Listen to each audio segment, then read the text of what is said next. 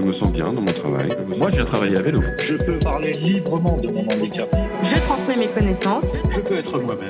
Je mets en œuvre des projets durables. Je peux parler de tout. Bienvenue dans notre podcast Agir durablement. Le rendez-vous du programme d'engagement des collaborateurs de Saint-Gobain en France. J'avais une collègue bisexuelle qui a vécu avec un homme puis avec une femme. Sa responsable lui a recommandé de ne surtout pas en parler. Cette phrase vous fait réagir? Alors, écoutez bien ce qui va suivre. Le 4e pilier du programme Agir durablement est dédié à la diversité et l'inclusion. Et parmi les sujets traités, il y a celui du bien-être au travail et de l'épanouissement des personnes LGBT+. Aujourd'hui, Thierry Fournier, directeur général de Saint-Gobain France, invite Louisa Maréchal-Fabre, déléguée aux actions sociétales chez Saint-Gobain France, et Pascal Hureau, référent conseil de l'association L'Autre Cercle, qui agit pour l'inclusion des personnes LGBT+, dans le monde du travail. Nous vous souhaitons une bonne écoute. Bonjour à toutes et à tous. L'inclusion et la diversité sont deux sujets forts que je porte avec conviction et fierté. Mon expérience passée, notamment à l'international, m'a démontré la puissance du sujet que je souhaite aujourd'hui porter en France. Il est d'ailleurs un des piliers de notre programme Agir durablement. Dans son rapport de juin 2021, France Stratégie confirme au niveau des statistiques ce que nous observons déjà dans nos organisations, à savoir que les entreprises les moins inclusives sont les moins productives. Il y a de nombreux sujets dans l'inclusion et la diversité et nous traiterons le sujet dans sa globalité au fil des mois. Le sujet sur lequel je vous propose d'échanger aujourd'hui est celui des personnes LGBT+. Saviez-vous que 5 à 7% de la population en France serait de cette communauté LGBT ? À l'image de nos 38 000 collaborateurs en France, cela pourrait représenter environ 2500 personnes dans nos équipes, membres de cette communauté. J'ai beaucoup échangé ces derniers temps avec de nombreux collaborateurs sur le terrain et j'ai la conviction que se sentir libre et en droit de partager sa vie sans tabou, ni contrainte, est un enjeu pour le bien-être de nos collaborateurs. Je ne veux plus entendre « je ne postule pas chez Saint-Gobain car je suis homosexuel ». Ça ne doit plus être un tabou. Donc, je vous propose d'échanger aujourd'hui sur le sujet. Je voudrais juste compléter mon propos introductif en vous disant que, de mon point de vue, il est nécessaire de faire émerger les invisibles. Si on en a envie ou le besoin de se sentir mieux au travail, on doit pouvoir exprimer son orientation sexuelle tout à fait naturellement, si l'on pense que cela peut contribuer à un meilleur quotidien. Nous sommes fiers de signer un partenariat avec l'association L'Autre Cercle pour favoriser cette avancée sociale cruciale. Pour en parler aujourd'hui, j'ai le plaisir d'accueillir Louisa Maréchal-Fabre, déléguée aux actions sociétales en France, et Pascal Hureau de l'association L'Autre Cercle qui travaille à faciliter l'insertion des personnes LGBT+, dans le monde du travail. Louisa, comment est venue cette idée de partenariat ? On a commencé à travailler sur les sujets de diversité et inclusion. On s'est posé la question parmi les divers sujets que représente la diversité et l'inclusion, sur lesquels on devrait travailler de manière prioritaire. Est ressorti le sujet LGBT+. Il est d'abord ressorti parce qu'on nous a dit au départ, c'est pas un sujet, on n'en parle pas.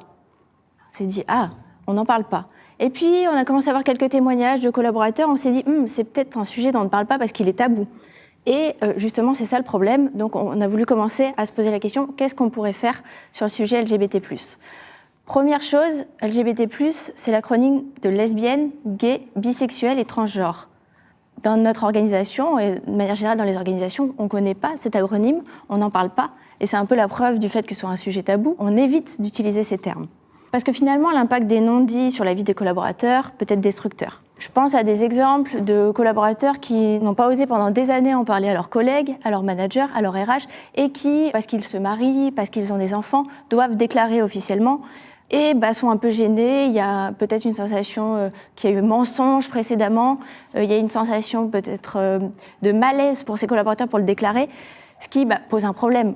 Si on ne peut pas parler dans le monde du travail de la chose qui est la plus importante pour nous, notre vie de famille, nos enfants, notre mari, notre femme, on ne peut pas être soi-même. Et c'est une vraie question de bien-être au travail.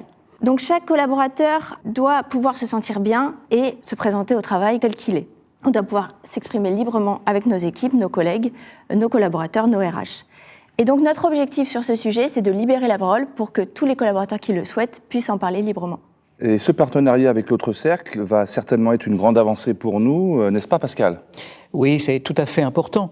Je pense que si je perçois Saint-Gobain aujourd'hui comme une entreprise un peu à la croisée des chemins, la diversité, elle vient par le nombre de collaborateurs grandissant, elle vient par la confrontation, la cohabitation de cultures différentes. Et c'est cette croisée des chemins qui est intéressante parce que vous pouvez également impulser une évolution de votre culture interne pour justement tourner le dos, je dirais, à certains archaïsmes. C'est très important aussi d'associer à la fois une implication très forte des directions générales et une implication également forte qui correspond sans doute à des attentes de la part de vos salariés pour pouvoir en faire véritablement un sujet qui rejoint la RSE, qui rejoint, je dirais, le développement durable, et agir durablement, ça va dans ce sens, pour votre capital humain quelque part. Et ça, c'est quelque chose qui va concerner toutes vos parties prenantes. Oui, c'est clair qu'il est de notre responsabilité de mettre ce sujet sur le devant de la scène pour que chacun se sente plus libre d'en parler, ou pas. Ça doit être un choix individuel, mais surtout que chacun ne se sente jamais jugé.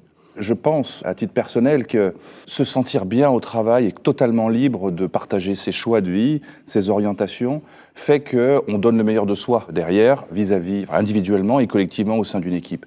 Si on se sent gêné, non libéré, comment peut-on délivrer le meilleur de soi-même ? Donc c'est clair que ce sujet de la liberté de parole et du confort d'opinion est absolument critique pour le bien-être au travail individuel, mais aussi l'efficacité collective au sein d'une équipe.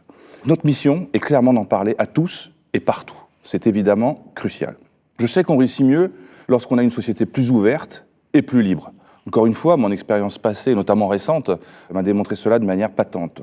On a déjà quelques avancées sur le sujet qu'on arrive à mesurer, notamment à travers l'enquête annuelle MIAD Saint-Gobain, dans laquelle, pour la première fois, on a posé en 2021 une question sur l'inclusion et la diversité. Je pense qu'il faut aller encore plus loin, être plus ambitieux, plus courageux peut-être. Louisa, peux-tu nous parler des modalités du partenariat avec l'autre cercle et concrètement, comment cela va-t-il se dérouler ? Donc nous avons constitué un groupe de travail, on va être accompagné par Pascal Hureau de l'autre cercle.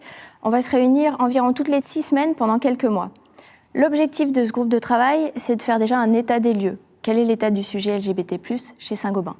Puis d'imaginer les leviers d'action et enfin de définir un plan d'action qui nous permettra d'embarquer les collaborateurs sur ce sujet. Pascal, quel va être votre accompagnement et qu'allez-vous surveiller le plus activement ? Alors, comme vient de le dire Louisa, l'accompagnement va se faire effectivement dans la durée pour vous permettre de mettre en place les conditions finalement d'une action pérenne, d'un programme peut-être à la suite du plan d'action qui impliquera à ce moment-là une plus grande responsabilisation de ceux qui vont être les relais indispensables dans votre management pour impulser ce changement. Donc ça, c'est la réponse à la première question qui est effectivement comment on va s'y prendre, un état des lieux, un plan d'action et évidemment un suivi fort derrière des progrès réalisés. À la seconde question, je dirais que nous allons regarder quelques critères clés de succès ici. L'épanouissement, on en a parlé, est tout à fait lié au fait d'être soi-même, de ne pas se cacher, de ne plus porter ce masque ou d'avoir cette attitude défensive qui fait que beaucoup de salariés ne peuvent pas s'épanouir et être vraiment eux-mêmes. Je dirais même mettre toute leur énergie finalement au service de leur activité, parce que si vous dépensez de l'énergie à vous cacher quelque part sur quoi que ce soit, vis-à-vis de vos collègues, vis-à-vis de la hiérarchie, vous apparaissez finalement comme quelqu'un qui a quelque chose à cacher. Alors que quelqu'un qui a de bonnes conditions dans un environnement de travail inclusif, qui fait que cette personne va être elle-même, cette personne va pouvoir se consacrer pleinement à son activité. Donc ça, c'est vraiment un enjeu très fort. Et donc, le critère clé, ça va être effectivement l'implication de vos directions générales. Parce qu'il va sans doute falloir parler d'une sensibilisation au départ, d'une préparation du terrain, avant peut-être de faire un état des lieux plus exhaustif auprès de l'ensemble des salariés, auxquels il faudra donner la parole, qu'il va falloir écouter. Et à partir de cela, nous pourrons peut-être mesurer un certain nombre de choses.